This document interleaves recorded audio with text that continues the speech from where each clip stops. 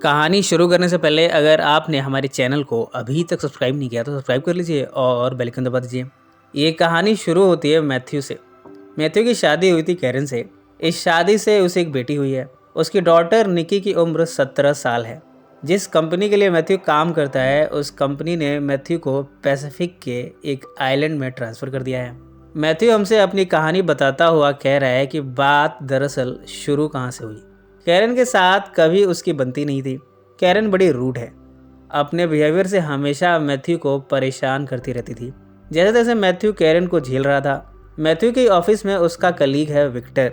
Victor Matthew का best friend भी है। विक्टर की भी 17 साल की बेटी है जेनिफर। पर उसे इस बात की खुशी है कि उसकी वाइफ से उसका डिवोर्स हो चुका है। ऐसे में उसने जेनिफर को बड़े नाजों से पाला है और उसका हमेशा ख्याल रखता है। जेनिफर काफ़ी खूबसूरत है। वो ज़िंदगी को खुल के जीने में यकीन करती है, किसी से डरती नहीं है। जेनिफर और निकी की बड़ी गहरी दोस्ती है। दोनों अपना टाइम अक्सर साथ में स्पेंड करती हैं। इन सब ने ब्राज़ील के रियो में वैकेशन मनाने की प्लानिंग की है। सब तो इसके लिए तैयार हैं, पर कैरन ने कुछ अलग ही प्लान बनाया है। वो मैथ्यू से कहती है कि वो नहीं आ सकती। वो मैथ्यू से कहती है, मुझे अकेले में कुछ वक्त चाहिए खुद के बारे में सोचने के लिए। वो जानना चाहती है कि वो अपने आप से क्या चाहती है। इस तरह वो रियो नहीं जाने वाली। अब मैथ्यू और विक्टर अपनी अपनी डॉटर्स के साथ रियो जाते हैं।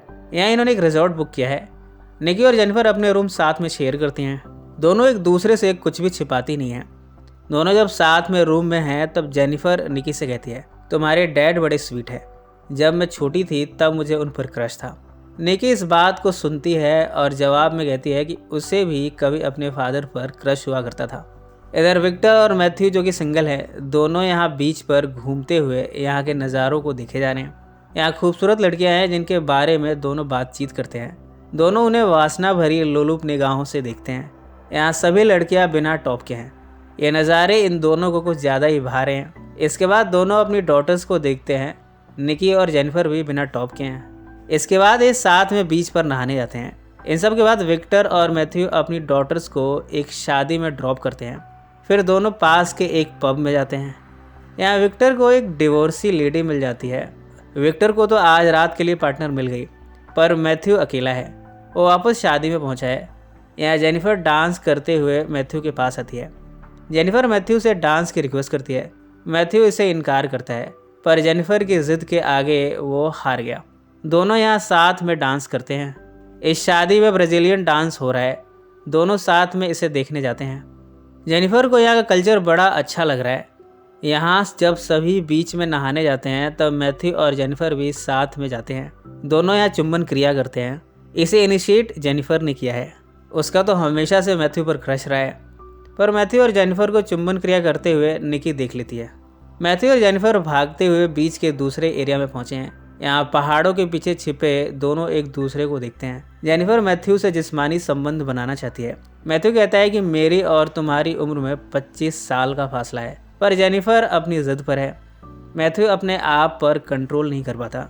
दोनों यहाँ चुंबन क्रिया करते हैं और फिर साथ में जिस्मानी संबंध बनाते हैं। इतने में यहाँ विक्टर अपनी पार्टनर के साथ यहाँ से गुजरा है। मैथ्यू अपने आप को छिपाने के लिए रेत में खुद को ढक लेता है। इस समय थोड़ी दूर जाकर जेनिफर भी रेत में छिप जाती है। विक्टर से मैथ्यू कहता है कि ऐसे रेत में लेटकर उसे अच्छा लग रहा है। इस तरह विक्टर यहाँ से चला जाता है। विक्टर के जाने के बाद जेनिफर मैथ्यू से कहती है कि वो उससे प्यार करती है। मैथ्यू के पास फिलहाल इस बात का कोई जवाब नहीं। विक्टर तो अपनी नई पार्टनर के साथ सिगार पीने में व्यस्त है।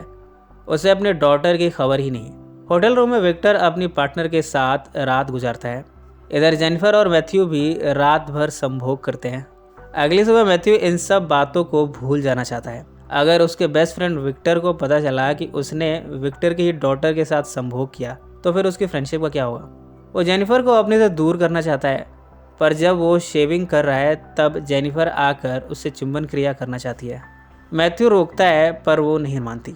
इसके बाद दोनों यहाँ चुंबन क्रिया करते हैं। नाश्ते की टेबल पर विक्टर के साथ दोनों बैठे हैं। जेनिफर मैथ्यू को छेड़ती है। मैथ्यू अब इन सब को ख़त्म करना चाहता है, पर जेनिफर है जो नहीं चाहती कि ये सब कभी भी ख़त्म हो। विक्टर और मैथ्यू साथ में किचन में लंच बना रहे हैं। यहाँ विक्टर अपनी डॉटर के बारे में बताता है कि उसने जेनिफर से एक पैक्ट बनाया है। मैथ्यू इस पैक्ट के बारे में पूछता है। विक्टर बताता है कि उसने जेनिफर से प्रॉमिस लिया है कि जब भी जेनिफर किसी भी लड़के को पसंद करेगी वो सबसे पहले विक्टर को बताएगी। विक्टर को पूरा यकीन है कि जेनिफर कभी भी इस पैक्ट को चीट नहीं करेगी। इस समय मैथ्यू के सामने बड़ी ऑकवर्ड सिचुएशन है। वो कैसे कहे कि जेनिफर ने ये पैक्ट तोड़ दिया है। रात को डिनर के समय निकी अपने बॉयफ्रेंड को लाई है। निकी को भी इस ट्रिप पर एक आर्टिस्ट मिल गया है। निकी को वो पसंद आया और निकी उसे घर यहाँ ले आई।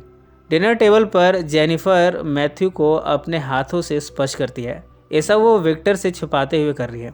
मैथ्यू को डर है कि कहीं विक्टर को इन सब की खबर न लग जाए। वो जेनिफर को रोकने की कोशिश करता है। रात को मैथ्यू और जेनिफर एक दूसरे की बाहों में बाहें डाले झूले पर इस रात का आनंद ले रहे हैं। जेनिफर मैथ्यू से पूछती है कि तुम मेरे डैड से इतना डरते क्यों हो। मैथ्यू इस बात का कोई जवाब नहीं देता। इसके बाद दोनों कैंडल लाइट में जिस्मानी संबंध बनाते हैं। अब अक्सर रात को जेनिफर मैथ्यू के रूम में जाती है। जेनिफर के रूम में निकी अपने बॉयफ्रेंड के साथ रहती है। ऐसे में जेनिफर के लिए मैथ्यू का रूम सबसे बेहतर जगह है। हर रात दोनों जिस्मानी संबंध बनाते हैं और विक्टर से इसे छिपाने की कोशिश करते हैं। आज की रात मैथ्यू जेनिफर से पैक्ट के बारे में पूछता है जिसमें जेनिफर ने अपने फादर विक्टर के साथ बनाया था। जेनिफर कहती है, मैंने अपने डैड से कहा है कि मैं किसी लड़के से अफेयर हुआ तो उसे बताऊंगी, आप कोई लड़के थोड़ी हो। अब जेनिफर के इस चालाकी भरे जवाब का मैथ्यू के पास कोई आर्गुमेंट नहीं है। अगली रात निकी के साथ जेनिफर अपने रूम में सोती है और निकी से पूछती है कि क्या वो उसे या फिर अपने डैड से नफरत करती है। निकी कहती है कि वो मैथ्यू और जेनिफर के बारे में सब कुछ जानती है पर ज़्यादा कुछ रिएक्शन नहीं देती वो बस इतना कहती है कि जेनिफर धीरे धीरे इन सब की हैबिचुअल हो जाएगी। अगले दिन बीच के किनारे पहाड़ों पर मैथ्यू और जेनिफर मिलते हैं। जेनिफर कहती है कि उन्हें अपने रिलेशनशिप के बारे में सबको बता देना चाहिए। मैथ्यू को डर लग रहा है, वो सबसे कैसे कहेगा कि अपने से भी आधी उम्र की लड़की से वो अफेयर करता है। ऐसे में सब उसे ठरकी कहेंगे। पर जेनिफर अपनी ज़िद पर है। रात को दोनों साथ में हम बिस्तर होते हैं। नाश्ते की टेबल पर जेनिफर मैथ्यू को उकसाती है सबको बताने के लिए। वो ये चाहती है कि मैथ्यू विक्टर से इस बारे में बात करे पर मैथ्यू के सामने बड़ी उलझन है। अब जेनिफर ने ठानी है कि वो खुद ही विक्टर से कहेगी। वो विक्टर के कमरे में जाकर कहती है कि उसे एक लड़का पसंद आया। पहले तो विक्टर को हैरानी हुई है। उसने जेनिफर को अपना पैक्ट याद दिलाया पर अब जेनिफर ये कहती है कि वो कोई लड़का नहीं है, 43 साल का मर्द है जो कि अपनी वाइफ से डिवोर्स लेने वाला है। वो बताती है कि उसकी बेटी भी जेनिफर की ही उम्र की है। विक्टर यहाँ जेनिफर पर झल्लाता है। इनकी बातें दूसरे कमरे से मैथ्यू सुन रहा है। जैसे जैसे जेनिफर विक्टर को सब कुछ बताती जा रही है मैथ्यू अपना सामान पैक करता जा रहा है। उसे मालूम है कि उसके दिन अब पूरे हो गए हैं। वो जल्दी मरना नहीं चाहता। वो खिड़की से भागना चाहता है पर नीचे इनकी मेड खड़ी है। मैथ्यू वापस कमरे में आ गया है। जेनिफर विक्टर को सब कुछ बता देती है पर उसने उस शख्स का नाम नहीं बताया जिसके साथ वो संभोग कर रही है। अब विक्टर हेल्प के लिए मैथ्यू के पास पहुंचा है। मैथ्यू कहता है कि वो विक्टर की हेल्प करेगा उस शख्स को ढूंढने में। मैथ्यू कहता है कि वो जेनिफर से अकेले में मिलकर बात करेगा।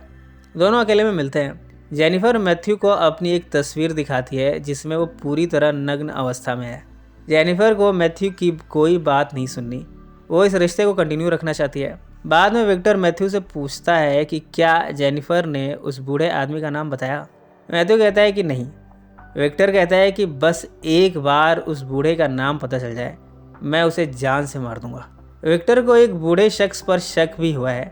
वो उसे मारने जाता है पर मैथ्यू बचा लेता है। बाद में विक्टर मैथ्यू को चाकू दिखाता है कि एक बार वो शख्स मेरे सामने आ जाए मैं उसे चाकू से चॉप कर दूंगा।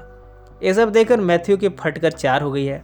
मैथ्यू निकी को किसी दूसरे लड़के के साथ देखता है। वो जब निकी से पूछता है कि रात भर निकी किसके साथ घूमती है तब निकी कहती है कि आप भी तो अपने बारे में मुझे कुछ नहीं बताते।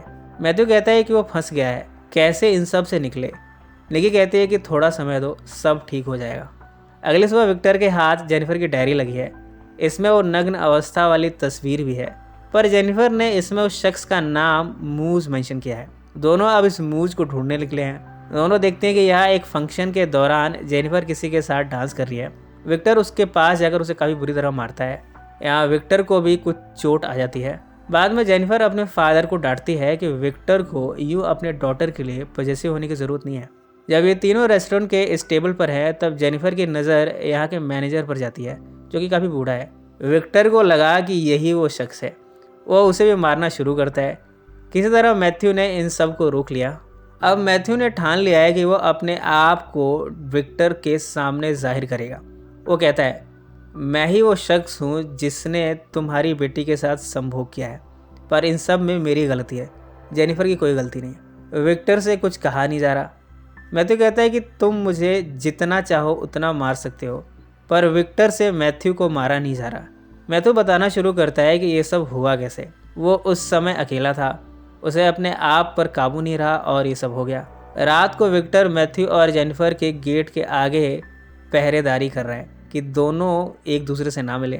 थोड़ी देर में जेनिफर खिड़की से कूदकर मैथ्यू से मिलने आती है। दोनों कार के पास चुंबन क्रिया करते हैं। निकी खिड़की से इन दोनों को देखती है। अगली सुबह मैथ्यू और विक्टर में बहसबाजी चल रही है। दोनों आपस में लड़ पड़े हैं। विक्टर तो मैथ्यू का गला दबाया जा रहा है। इतने में यहाँ कैरन पहुंची है। वह इन दोनों की लड़ाई को रोकती है, पर यहाँ नया खुलासा हुआ है। दरअसल कैरन और विक्टर का काफ़ी समय से अफेयर चल रहा है। दोनों ने इस बात को मैथ्यू से छिपा के रखा। अब इस बात का खुलासा हो गया है। इस बात पर मैथ्यू विक्टर से कहता है, शर्म नहीं आती किसी की वाइफ के साथ अफेयर करते हुए। विक्टर भी उसे डांटते हुए कहता है, तुम्हें शर्म नहीं आती किसी की डॉटर के साथ अफेयर करते हुए। कैरन भी मैथ्यू को डांटते हुए कहती है, तुम्हें शर्म नहीं आती अपनी बेटी की जैसी उम्र की लड़की के साथ अफेयर करते हुए। इतने में खबर आई है कि जेनिफर ने खुदकुशी करने की कोशिश की है। उसे हॉस्पिटल ले जाया जाता है। डॉक्टर बताता है कि जेनिफर ने बर्थ कंट्रोल पिल्स खा ली थी। उसका ओवरडोज की वजह से ये हाल हुआ है, पर अब वो ठीक है। मैथ्यू और विक्टर को अपनी अपनी गलतियों का एहसास हुआ है। दोनों ने एक दूसरे को माफ़ कर दिया है। कैरन जेनिफर से मिलने उसके रूम में जाती है। दोनों ने अपने डिफरेंसेस शॉर्ट आउट कर लिए हैं। बाद में कैरन और मैथ्यू अपने रिलेशनशिप पर काम करने का फैसला करते हैं, यानी दोनों इस रिश्ते को फिर से एक चांस देंगे। इधर जेनिफर को हॉस्पिटल में एक मेल नर्स मिला है। उसे वो पसंद आ गया।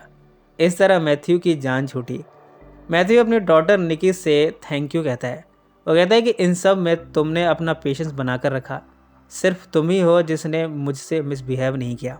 इस तरह सबकी लाइफ अब शांत हो गई है। जेनिफर यहाँ कुछ दिन और रहेगी और बाकी सभी यहाँ से जा रहे हैं। इसी नोट पर यह फिल्म समाप्त हो जाती है। सो फ्रेंड्स, फिर मिलेंगे ज़िंदगी के किसी नए मोड़ पर।